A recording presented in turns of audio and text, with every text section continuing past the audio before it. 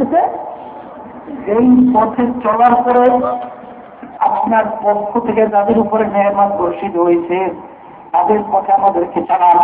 তারা তারা অন্য আয়াতে আল্লাহ রাব্বুল আলামিন তাদের পরিচয় দিয়েছেন মিনান নাবিয়্যিন ওয়াস সিদ্দীকিন ওয়াশ শুহাদা'i ওয়াস সালিহিন ওয়া হাসুনা উলাইকা রাফীকা। নবীদের পর, শুহাদায়ে কিরামদের পর, সিদ্দীকিনদের পর, নেককার পরহেজগার কিয়ামত পর্যন্ত আল্লাহ ওয়ালাদের পথ হইল আল্লাহু আকবার। সেই পথে চলার জন্য আপনাকে আমাকে আমার মাওলা দোয়া শিক্ষা দিয়েছে। তাহলে সাহাবায়ে কিরামদের কাজ, নেককার পরহেজগারদের কাজ হইল ভালো কাজ। তাদের কাজ কি? আল্লাহর বান্দার উপর মা বোনেরা, দুনিয়া কিন্তু ক্ষণস্থায়ী, দেখতে না দেখতে শেষ হইয়া যায়। বাবা একটু মাঝে মাঝে একটু মুরাকাবা কইরা দেখেন, এই দুনিয়া সম্পর্কে একটু চিন্তা কইরা দেখেন। দুনিয়া একেবারে ফাঁকি, একেবারে ফাঁকি। হাকিকত সে তো দুনিয়া বে খবর হ্যায়, দুনিয়া কি নমাজ পর নজর হ্যায়। এ দুনিয়াদার পাগল আমার বাবারা, এ দুনিয়াদার ধনী আমার বাবারা, এ ক্ষমতা সম্পন্ন আমার বাবারা, একটু মাঝে মধ্যে একটু চিন্তা করেন দুনিয়া সম্পর্কে, তারপর কবর রওনা করেন। কারণ বাজার আমার আব্বাজান ফেরাই বলতেন, দুনিয়ার যে কোনো কাজের ব্যাপারে 5 বার যদি তুমি ঠইকা যাও, আবার ওই কাজের ভিতরে চেষ্টা করলে জিজ্ঞার আশা করা যায়। কিন্তু খোদার কাছে একবার যদি কেউ কবর যাইয়া ঠগো, আর দ্বিতীয়বার দুনিয়াতে শাপিল কইরা জিজ্ঞার কিন্তু আর আসার না। তাম দুনিয়ার ভিতরে যে কোনো প্রান্তে মানুষটাকে সেকেন্ডের মধ্যে যোগাযোগ করা যায়। তারই যে আব্বা ঘুমাইয়া রইল, আম্মাও ঘুমাইয়া রইল, আত্মীয় স্বজন ঘুমাইয়া রইল, ওই আজ পর্যন্ত খবর দিতেও পারল না, নিতেও কিন্তু পারলাম না। এ কবরের যাত্রীরা এমন কোন জাতি দুনিয়ার মধ্যে নাই যেই জাতি পরকাল বিশ্বাস করে না।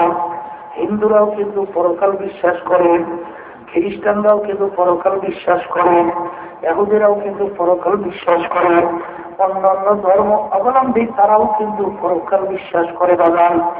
কিন্তু আমরা মুসলমান, আমরাও কিন্তু পরকাল বিশ্বাস করি।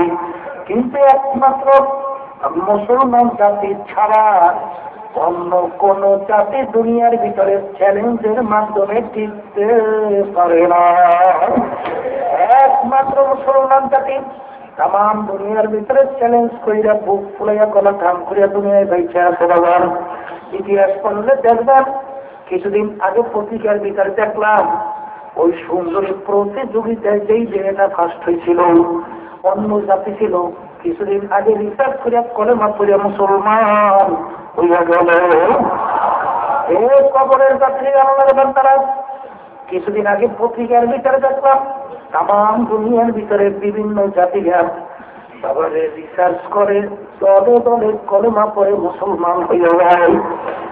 তারা মন্তব্য করছে মুসলমানের সঙ্গে এই পরিমাণ বাড়তেছে, এমন একটা সময় আসবে তাম দুনিয়ার নেতৃত্ব দিবে মুসলমান। ও মুসলমান আমার বাজারেরা, তাম দুনিয়ার মধ্যে একমাত্র একটাই কিতাব যার শুরুতে লেখা আছে, কোনো ভুল নাই, কোনো সন্দেহ নাই। অন্য কোন লেখক কিন্তু তাদের কিতাব বই ভিতরে লিখতে পারে নাই, আমার কিতাবে বইতে কোনো ভুল নাই। একমাত্র দুনিয়ার ভিতরে একটাই কিতাব, যেই কিতাবের শুরুতে লেখা আছে লা রাইবা ফীহ, এর ভিতরে কোন সন্দেহ বলতে কিছু নাই। আবার ফ্রান্সের বিশ্ববিখ্যাত একজন বৈজ্ঞানিক ছিল, সে চিন্তা করে দেখো সৃষ্টিকর্তা একজন, মানুষের নিয়ম নীতি হবে একটা, আরে কোনটা সেই নিয়ম আমার বের করা লাগবে। তিনি রিসার্চ করতে যাই এক পর্যায়ে আসমানি 4 কিতাব সম্পর্কে রিসার্চ করলো।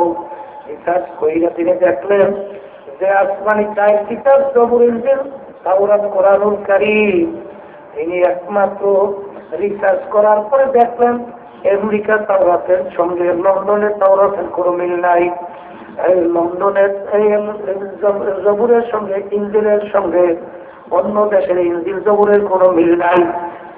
একমাত্র কোরআনুল কারীম সম্পর্কে তিনি যেখানে রিসার্চ করলেন দেখে একটা নোক্তারও কোনো পরিবর্তন নাই।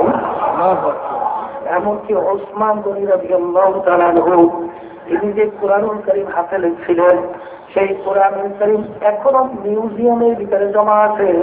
সেই কোরআনুল কারীম সম্পর্কে তিনি রিসার্চ করলেন, দেখলেন সেই কোরআনুল কারীমের সঙ্গে তামাম দুনিয়ার যে কোনো গ্রন্থের কোরআনুল কারীমের একটা নোক্তারও কোনো পরিবর্তন নাই। এরপরে তিনি বিশ্ববিখ্যাত বলছেন এই মরিস বুকাইলি কলেমা পড়িয়া মুসলমান হইয়া গেল। তিনি একটা বই রাখলেন বাইবেল কোরআন ও বিজ্ঞান, প্রায় 450 পৃষ্ঠা ব্যাপী বইয়ের ভিতরে তিনি প্রমাণ করছিলেন যে একমাত্র সৃষ্টিকর্তার কিতাব দুনিয়া, তার নাম হলো আল কোরআন, আর ধর্মের নাম হলো ইসলাম। শিক্ষিত আমার বাবারা, আমাদের পাশের রাষ্ট্র ভারত, সেখানে একজন মহাপণ্ডিত শিব শক্তি মহারাজ, 8 থেকে 9টা ভাষায় ছিল ডক্টরেট ডিগ্রি। তারপরে প্রায় 50 কোটি হিন্দুদের দেবতা ছিল, হিন্দুরা তাকে নমস্কার দেবতা মানত। তিনি চিন্তা করে দেখত সৃষ্টি করতে একজন মানুষের জন্য নিয়ম নীতি হলেও একটা।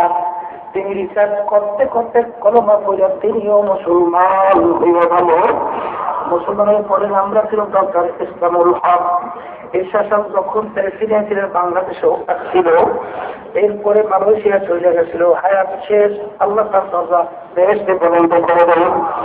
এই আলোচনার মাধ্যমে আমি বুঝাতে চাই যে হে আমার ঢাকাবাসী, আমার ধনী আমার বাবারা, ও আমার শিক্ষিত বাবারা, ও আমার সম্মানিত বাবারা, কোন আনন্দে কিসের কারণে আজকে জীবনটাকে শেষ করতে চান বাবা?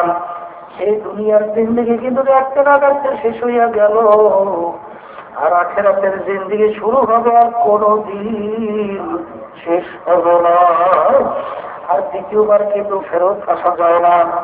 এই জন্য আমার বাজানদেরকে বলো, পর্দায় মা বোনদেরকে বলবেন, আজকে সাধারণ আমরা যে সূর্যটা দেখতেছি, এই সূর্য বৈজ্ঞানিক আবিষ্কার করার পরে বলতো দুনিয়ার থেকে 9,30,00,000 মাইল ঘুরে আসে। গরমের দিনে দুপুরের সময় সূর্য যখন এই ঠান্ডা জমিনের তাপ দেওয়া শুরু করে, তোমার আমার কলিজা পানির জন্য শুকাই অস্থির হয়ে যায়। কেউ পাগলের মতো ঘরের নিচে দৌড় দেয়, কেউ গাছের নিচে ছায়া দৌড় দেয়। কিন্তু বাজারেরা মনে রাখা লাগবে, আমার মালিককে আমাদের মাথার এই সূর্য একবার সোহাত মাথার উপর করে আমার মাওলা বলবে, সূর্য তোমার ভিতরে যত তাপ আছে ছাড়ো, নাফার মানেরা বুঝু আমি মাওলা কেন। আমার বন্ধুরা পর্দারে মা বললাম, আমাদের ময়দানে কোনো বাড়ি নাই, ঘর নাই, পানি নাই, গাছ নাই, সূর্যের তাপে আমাদের ময়দানটা পূজা নাম সামরার মতো নাম হয়ে যাবে। আগুনেও কোনো জায়গা নাই বাবার। সূর্যের তাপে নাফার মানবে তালুটা চাষ হইয়া খাইছে, বুঝলাম হাতের মতো পাইয়া পাইয়া পাইয়া পইরে হইবে না ইয়ামুতু ফিহা ওয়ালা ইয়াহিয়া। মানুষ মরবেও না, বাঁচবেও না। আজকে দুনিয়ার ভিতরে তোমার একটু পেটে ব্যথা করলে সহ্য করা যায় না, মাথার ভিতরে ব্যথা করলে সহ্য করা যায় না, কেউ একটা পিটান ধরে সহ্য করা যায় না। ও মুসলমান, বিশ্বাস কিন্তু করা লাগবে। আল্লাহ রাসূল বলছেন, আমরা যে দুনিয়ার আগুন দেখি, এই দুনিয়ার আগুন হচ্ছে 70 গুণ ত্যাগের আগুন, জাহান্নামের আগুন। ওই আগুনের ভিতরে কেমনে জড়বা চিন্তা ভাবনা করে কবরে রওনা করে নেবেন। ওই আগুন সম্পর্কে আমার মাওলা নিজে পরিচয় দিয়েছেন, আল্লাহু আকবার, আল্লাহু আকবার, আল্লাহু আকবার। নারুল্লাহিল মুকাদ্দাসাতুল্লাতী তাত্তালিউ আলাল আফইদা, জাহান্নামের আগুন এমন তাজের আগুন হবে, শরীরের যে কোনো জায়গা লাগার সঙ্গে সঙ্গে ওই আগুনের কলিজা পর্যন্ত পয়সা বলবে। আল্লাহ আমাদের সমাজের সবাইকে দান করবে। বাজারেরা আজকে শীতের দিনে আমরা ল্যাপ তোষক তৈরি করি, আমার মাওলার ল্যাপ তুলা দিয়ে তৈরি করলাম। আমার মাওলা গাছের ভিতরে তুলাগুলা কেন দেবে? তুলা তো গরুকেও খাইতে দেয় না, মানুষকেও খাইতে দেয় না। বন্ধা বান্ধি তুলা পাইরা বানাইয়া মাথার নিচে দিয়ে ঘুমাইয়া যাবি, তোষক বানাইয়া তোষক উড়াইছে তোষকে ঘুমাইয়া যাবি, শীতের ভিতরে ল্যাপ গায়ের মধ্যে দিয়ে ঘুমাইয়া যাবি। আমি দেখ আমার কুজাদি পড়ার ঠান্ডা হয়ে যাবো, কিন্তু আমি তোর বিচার চাইয়া চাই দেখলাম শীতের ভিতরে ল্যাপ তোষক মোড়া দিয়া ঘুমাও, ওদিকে মহাজন আগাম দেয় তুই নাচতে না ঘুমাইছ মসজিদে। ও নাফরমান মনে রাখিস, আমি জাহান্নামের ভিতরে তোদের জন্য ল্যাপ তোষকের ব্যবস্থা করছি। সেই ল্যাপ তোষক কিন্তু দুনিয়ার এই তুলার ল্যাপ তোষক, জাহান্নামের আগুনের কয়লা দিয়ে ল্যাপ তোষক তৈরি করা হবে। আল্লাহ রাব্বুল আলামিন বলেন ফেরেশতারা নাফরমান আমার সমস্ত নেয়ামত ভোগ করলো। আরে চক্ষু দিয়ে দেখছেন নেয়ামত আমার মাওলার, জবান দিয়ে কথা বলছেন নেয়ামত আমার মাওলার, হাত দিয়ে কাজ করছেন নেয়ামত আমার মাওলার, পাও দিয়ে হাঁটছে নেয়ামত আমার মাওলার, ব্রেন দিয়ে পড়াশোনা করতে ব্যবসা করতে নেয়ামত আমার মাওলার, শুনলে ভোগ করছে নেয়ামত আমার মাওলার, কাবির বান্ধব থেকে দুধ দহলিয়া পান করছে নেয়ামত আমার মাওলার। আরে কত অন্ধ মানুষ একটু আগে মসজিদের মধ্যে হাফেজ সাহেব দেখা করে, হুজুর আবার গুলো দোয়া করেন আমি অন্ধ হবে। আরে আমার মাওলা ইচ্ছে করলে তোমাকে আমাকে তো অন্ধ করিয়া বানাইতে পারবো, তোমাকে আমাকে মাওলা সুন্দর দুইটা চক্ষু দান করবো। কত মানুষ বোবার কথা বলতে পারে না, তোমার আমার সামনে আওয়া করিয়া চিল্লায়। আরে আফসোস, ওর বুকের ভিতরে কত জ্বালা কত ব্যথা, ওর কথাও ভাষা প্রকাশ করতে পারো না। আমার মাওলা তোমাকে আমাকে কথা বলার শক্তি দান করলো, এই নেয়ামত আমার মাওলার। তুমি আর আমি বাতাস টানলাম ছাড়লাম, নেয়ামত আমার মাওলার। আমার মাওলার 5 মিনিটের জন্য বাতাস বন্ধ হইয়া দেয়, ও গরমে গরমে গিয়ে থাকবে না, সব লাশ হইয়া পড়িয়ে থাকবো। এই নেয়ামত আমার মাওলার। আমার মাওলা বলবে ফেরেশতারা ওই নেয়ামত আমার খুব করে নাই, ওরে জাহান্নামের তোষকের ভিতরে সরিয়ে দেয়। ওয়ামিন ফাওকিহিম গাওয়াশ, এখন জাহান্নামের ল্যাপ দিয়ে ওদেরকে খাইতে দেয়, চতুর্পাশ দিয়ে আটকে দেয়। এখন ল্যাপ তোষকে জাহান্নামের আগুন ধরাইয়া দেয়, ওরা যেন ভাববে না পারে। আল্লাহ কেমন আমাদের সবাইকে মাফ করে দেয়। আপনারা এই কথা যদি তারপর মন না বোঝে, মাঝে মধ্যে কত ঘটনা আমার মাওলা বাংলাদেশের মধ্যে দেখায়। চরমায় একজন মুজাহি ছিল, কুড়িগ্রামে, অনেকে তাকে ঘুরু মুন্সি দিয়ে ডাকত, আসলে তার নাম ছিল বশিরউদ্দিন মুন্সি। বাজারেরা 1 মাস থেকে ইমাম ছিল। দুনিয়া থেকে বিদায় নিয়ে কবরে যাওয়ার পরে 32 বছর পরে নদীর ভাঙ্গলে যখন তার কবরটা ভেঙে গেল, 32 বছর পরে দেখা গেল কাপড়ের কাপড় সহ লাশ একেবারে তাজা বের হইয়া আসছে। অনেক জাতীয় পত্রিকার ভিতরে ছবি সহ দিয়েছে, দেখছেন না আমাকে? 2 দিন আগে বাবারে উঠাই নিয়ে আপনার রহমাতুল্লাহ আলাইহি তার নামের মাদ্রাসা ফজলুল উলুমের সামনে এখন আবার নতুন ভাবে দাফন করছে। আমি কয়েক মাস আগেও সেই কবর জিয়ারত করে আসছি। যারা উঠেছে তারা বলল, হুজুর মুখ থেকে কাপড় সরাইয়া দেখছি, ওই দাঁড়িয়ে ভিতরে যে লাগাইছে এখনো লাল চক চক চক চক চক চক করছে। একজন বড় হুজুর কাপড় টান দিয়ে দেখছি এমন শক্ত মনে হয় নতুন কাপড় গায়ে লাগাইছে। বাজারে বলেন সাহাবায়ে কেরামদের লাশ মোবারক 1 বছর না 1000 বছর পরে কাপড়ের কাপড় সহ লাশ তাজা দেখা যায়। আবার যত ঘটনা আমার মাওলা মাঝে মধ্যে দেখায় একটার পর হিলগার আল্লাহ ছাড়া দেখা যায় না। আবার কত কবরে আগুন দেখা যায়, সাপ দেখা যায়, কত কবরে নাফরমানের চেহারা শুয়ারের চেহারা হইয়া পড়িয়াছে। যত দুর্ঘটনা আমার মাওলা মাঝে মধ্যে দেখায়। নাফরমান বেঈমান, নাফরমান সুদখোর ঘুষখোর ছাড়াও কিন্তু দেখা যায় না।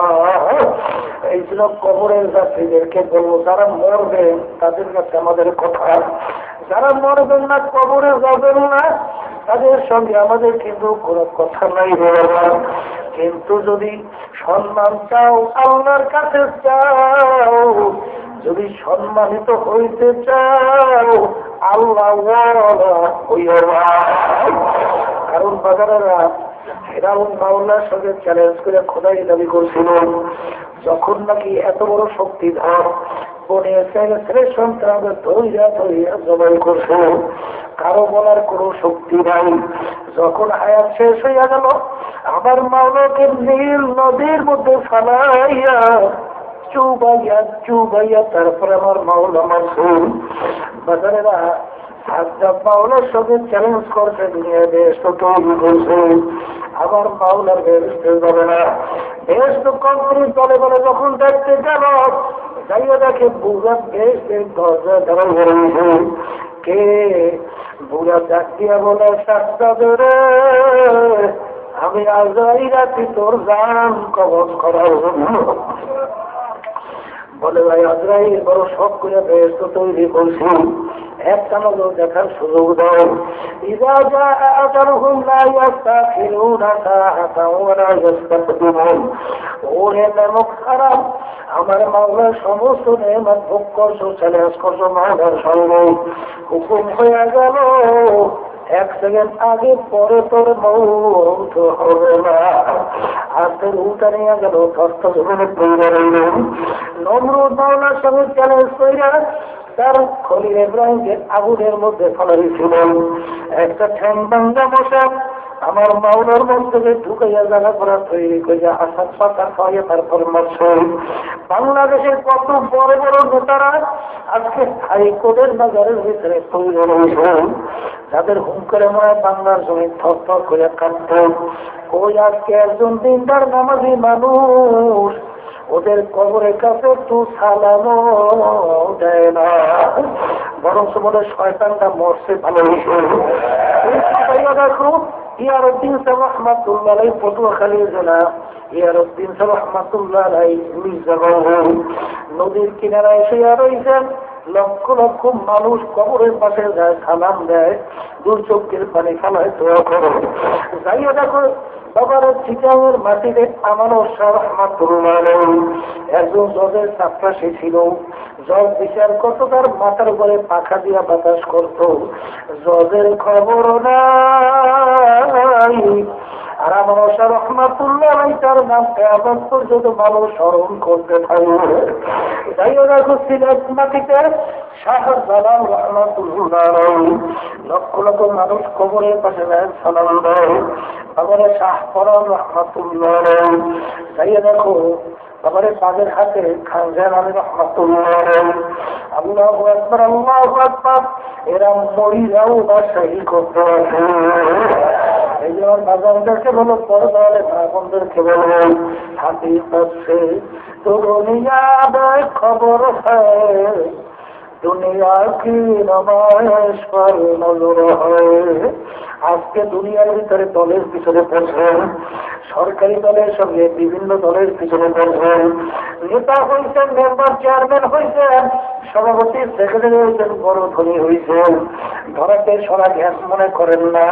কিন্তু একটু মনে খবর করিবে দেখেন, যেদিন তোমার আমার ভিতরে রুহুটা বের হইয়া যাবে, তাকাইয়া দেখো কেমন দেখা যায়, 3টা 4টা কাপড় দিয়া দিয়া ভরাইয়া রয়ে মাথার মধ্যে একটা বাল দিবে, মাথার মধ্যে একটা বাগুড়ি।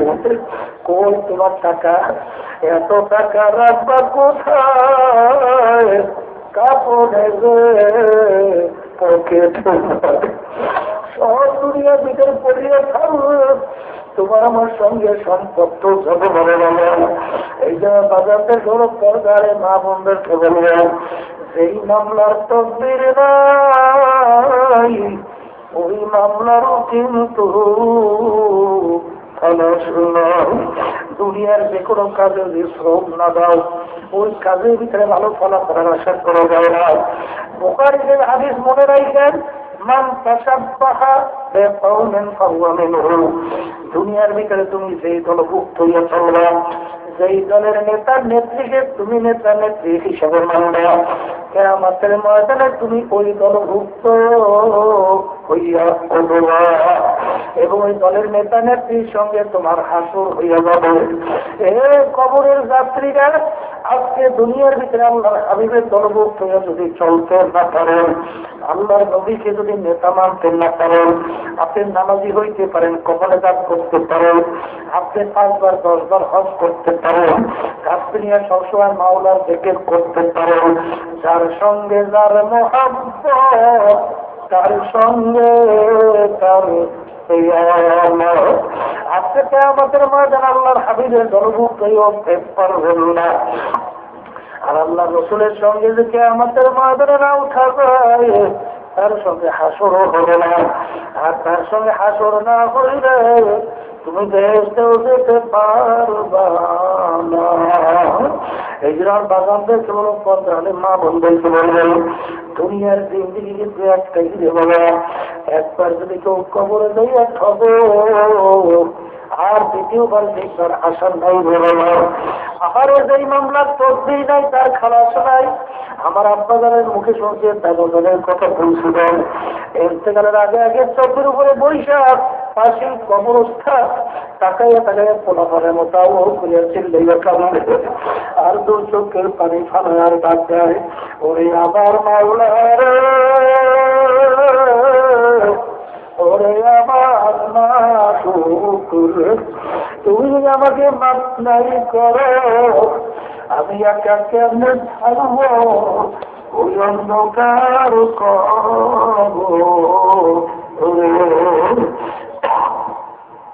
যাদের জীবনটা মাওলা রাস্তায় কাটাইয়া গেলেন, তবু মন মানে না এইভাবে অন্ধকার কবরে একা থাকবে। বাবারে খাদিজা কুবরা রাদিয়াল্লাহু তাআলা একদিন ফজরের পর ফজরের কান্দে ফাতেমা রাদিয়াল্লাহু তাআলা আল্লাহ রাসূলকে বলেন, আব্বা যান আম্মা কান্দে। আল্লাহ রাসূল বলে, খাদিজা তুমি কেন কাঁদো? আরে বলে, ইয়া রাসূলুল্লাহ, ইয়া হাবিবাল্লাহ, আমি খাদিজা যদি দুনিয়ার ভিতরে কোনো বিপদের মধ্যে পড়ে যায়, আমার উদ্ধারের জন্য, বিপদ থেকে উদ্ধারের জন্য আপনি দৌড়িয়ে আসেন, আমার ফাতেমা দৌড়িয়ে আসে, আত্মীয় স্বজন দৌড়িয়ে আমার বিপদ থেকে উদ্ধার করে।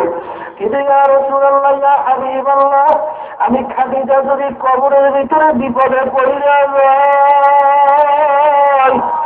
ওই কবরে তো আমার কেউ নাই, ওই কবরে আমাকে কেউ উদ্ধার করবে।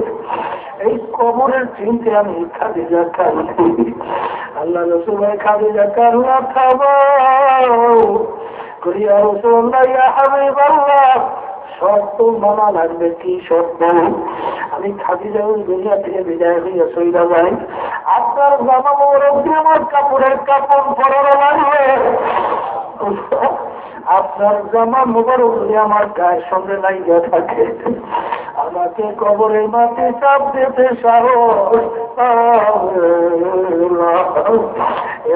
হাবিবাল্লাহ, কবরের উত্তর আপনার দেওয়া লাগবে। আরে খানজান রাদিয়াল্লাহু তাআলা দুনিয়া থেকে বিদায় হয়ে গেল, সাহাবী তাকে নিয়ে কবরের ভিতরে দাফন করলেন।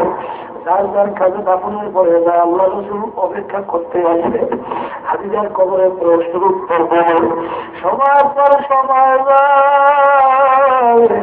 কবরে প্রশ্ন নাই, উত্তর আল্লাহ রাব্বুল আলামিন ডাক দিয়ে বলে, হাবিব রে, অপেক্ষা করার খাদিজা কবরে পৌঁছ উত্তর হাবিব গো লাগবে না লাগবে না, আমি সর্বগুণ আলমীর খাদিজা কবরে পৌঁছের উত্তর দিয়া দেব। এই মামলার তদবির নাই, ওই মামলারও কিন্তু খরচ নাই। ও কবরের বাতিরা এক হাদিসের ভিতরে আছে, যার ভিতরে যে হাদিস পেরোনা নাই, ওর মৃত্যু হবে মুনাফিকের মৃত্যু। সবাই জোরে বলে নাউযুবিল্লাহ। আর মুনাফিকের ব্যাপারে আছে যে দারজিল আসফালে মিনান নার, ওর জায়গা হবে জাহান্নামের একেবারে শেষ তবকা। বাংলাদেশে শতকরা প্রায় ৯২ জনের মতো মুসলমান আজকে বাংলাদেশের বাবারের জেলার কম থেকে শুরু করে একাদশ শ্রেণী পরিচালিত বাংলা বই ভিতর থেকে আল্লাহর রসুলের ইতিহাস উঠে গেছে, আল্লাহর হাবিবের জীবনী উঠে গেছে, সাহাবায়ে কেরামদের ইতিহাস উঠে গেল। আজকে সেখানে শিক্ষা দেওয়া হয় রাম কৃষ্ণ রাধার উপরে ভক্তি বাড়ানোর জন্য। আজকে কিভাবে পাতার বলি দিতে হয় এটা মুসলমান সন্তানকে শিক্ষা দেওয়া হচ্ছে। আজকে গরুর উপরে ভক্তি বাড়াইয়া গরুকে মা সম্বোধন করিয়া জবাই দাও অপরাধ মুসলমান সন্তানদেরকে শিকার হয়ে যাবে। আজকে নাসির হুমায়ুন আজাদের কবিতা বই নামক ওই বই আমরা পড়ব না, সেই বই আমাদেরকে ভয় দেখায়। কোরআনুল কারীম বাবারে ঘুষ করে ব্যাপারে সুদ করে ব্যাপারে জাহান্নামের ভয় দেখাইছে, অর্থাৎ ও বুঝাইতে চায় কোরআনুল কারীম আমরা পড়ব না। ও সরকার বড় বুঝানোর মতো মুসলমান, তোমার সন্তান হিন্দু তোমার তৈরি হবে, নাস্তিক তৈরি হবে, এটা কি করে সহ্য করা যায়? প্রতিবাদ আমাদের প্রতিটা মুসলমানের করা হবে। প্রধানমন্ত্রীকে বলছি জানা নাই, যেখানে শিক্ষামন্ত্রী সহ শিক্ষা মন্ত্রণালয় যাদেরকে বসাইছেন ওরা মুসলমানদের গোড়া কাইটা মুসলমান ইসলামকে ধ্বংস করার প্রক্রিয়া শুরু করেছে। বাবারে নামাজ করো, রোজা রাখো, মন রাখতে হবে যার ভিতরে জেহাদি প্রেরণা নাই ওর মৃত্যু হবে, কিন্তু মুনাফিকের মৃত্যু। মুনাফিকের জায়গা কিন্তু জাহান্নামের একেবারে শেষ তবকা। এই জন্য বাজানদেরকে বলো, পর্দালে মা বোনদেরকে বলবো, আপনার কবরে কিন্তু কোনো দলাদলি নাই। কেউ যদি কবরের পরিচয় দেন আমি চরমনায় মরি, এই পরিচয় কিন্তু কবরের কোনো কাজ হবে না। আমি অমুক দলের লোক, এই পরিচয় কিন্তু কোনো কাজ হবে না। এই যে আমার বাবাদেরকে বলবো, যেখানে গেলে চোখে পানি তলব নরম সুন্নাত পরীক্ষা আমল পুরাপুরি দিনের উপরে চলে যায়, এরকম জায়গায় যাইয়া তওবা কইরা মাওলার পাগল হইয়া এরপর কিন্তু কবরে রওনা করা লাগবে। আল্লাহুম্মা আমিন। এই ঘরের মেয়ে লোকের হাত উঠাও, গুনার কথা মনে করো, দুই চোখকে পানি ফেলাও, আর মাওলার দরবারে কান্দো আর মাফ চাও। যদি কান্না না আসে মনকে বুঝাব, একদিন এই ঘরের দরজা দিয়া নতুন বউ হইয়া উঠছি দাঁড়াল, কত মেয়ে লোকে শরবত খাওয়াইল, কত মেয়ে লোকে বাতাস করল, আবার এমন একটা দিন আসবে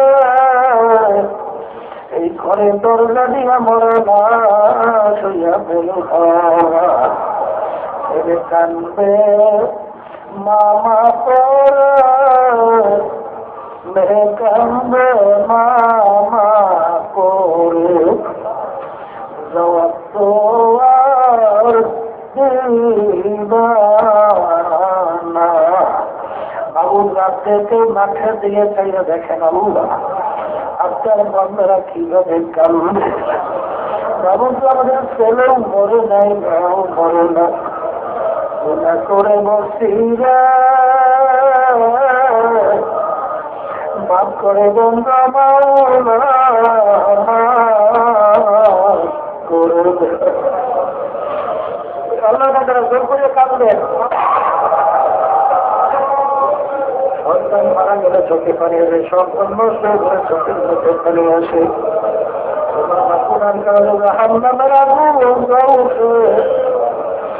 জাহান্নামের আগুন চোখের পানি ছাড়া ঠান্ডা হবে। মাহবুব যাদের সেরা মাহফিল হইল, যারা মাহফিলের জন্য চেষ্টা করে আপনি সাহায্য করল, আমরা যারা মাহফিলে উপস্থিত হয়ে গেলাম সবাই উপরে আপনি খাস মেহেরবানি নাযিল করেন।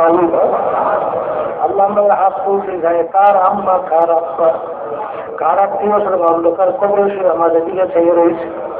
আপনি দোয়া করুন কবরকে মেহের বাগান বানায় জানো। سبحان ربك رب العزة عما يصفون وسلام على المرسلين والحمد لله رب العالمين.